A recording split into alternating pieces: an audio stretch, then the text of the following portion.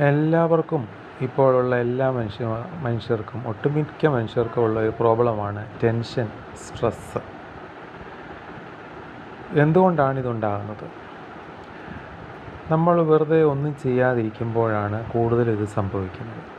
എന്തെങ്കിലും കാര്യത്തിൽ എപ്പോഴും എൻഗേജ്ഡ് ആയിരിക്കുക. നമുക്ക് ചെയ്യാൻ പറ്റാത്ത കാര്യങ്ങളാണെങ്കിൽ കൂടി ചെയ്യാൻ ശ്രമിക്കുക. ചെയ്യാൻ പറ്റുന്ന കാര്യങ്ങളെല്ലാം എപ്പോഴും ചെയ്തുകൊണ്ടിരിക്കുക.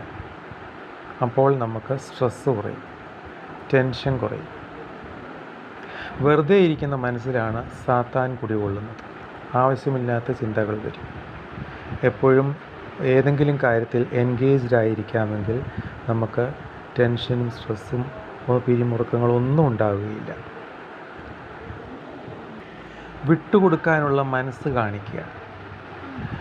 ജോലിയിലാണെങ്കിലും പ്രായമുള്ളവർ തന്നെ ജോലി ചെയ്തുകൊണ്ടേയിരിക്കും.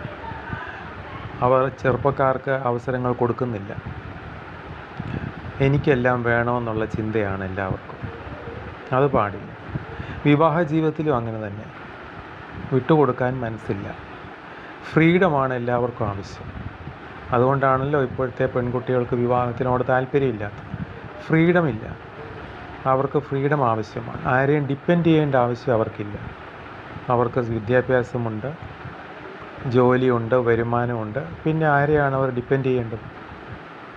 അപ്പോൾ ഫ്രീഡവും ആവശ്യമാണ്. ഭക്ഷണ രീതിയിൽ വ്യത്യാസം വരുത്തുക.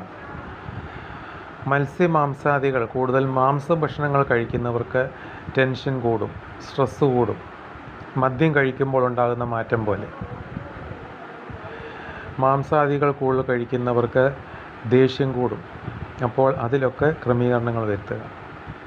ഇങ്ങനെ നമ്മുടെ സ്വഭാവത്തിലും ആഹാര രീതിയിലും ഒക്കെ ക്രമീകരണങ്ങൾ വരുത്തി സമാധാനപരമായി നല്ല മനസ്സുള്ളവരായി ജീവിക്കാൻ ശ്രമിക്കുക. അപ്പോൾ ഇതെല്ലാം നമുക്ക് സ്വായത്തമാക്കുവാൻ പറ്റും.